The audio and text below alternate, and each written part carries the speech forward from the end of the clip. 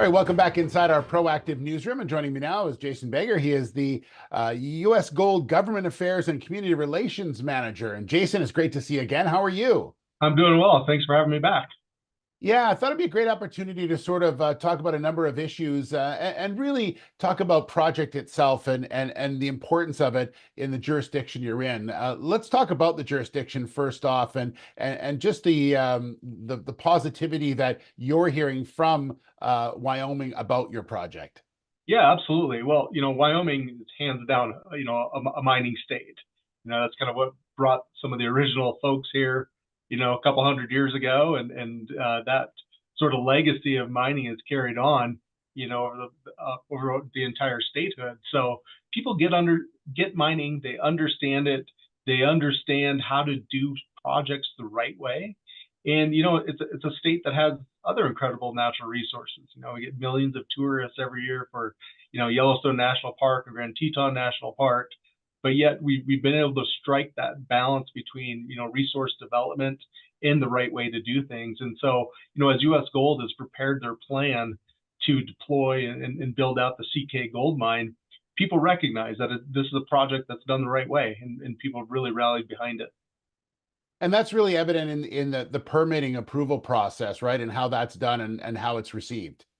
Yeah, absolutely. The entire permit approval process is a very open dialogue between, not only the company and the regulators, but also, stakeholders.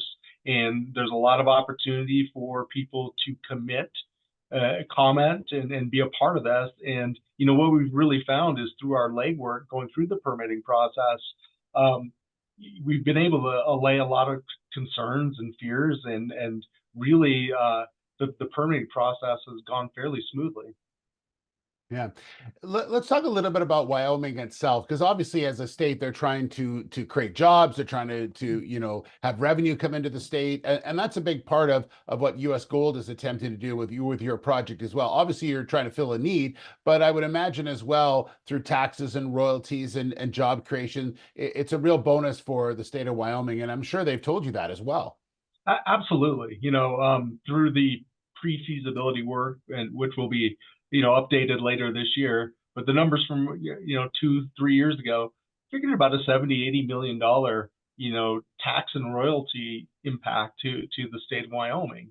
And so at a time when, we're seeing some of the traditional coal mines contract, them facing, regulatory and political uphill battles, um, the state has been very receptive to another resource project that's outside of, those traditional commodities. So, a big part of this project in building that support is helping them understand what the true economics will be, in terms of jobs and taxes, services and vendors, and all the things that go into truly understanding the economics of the project.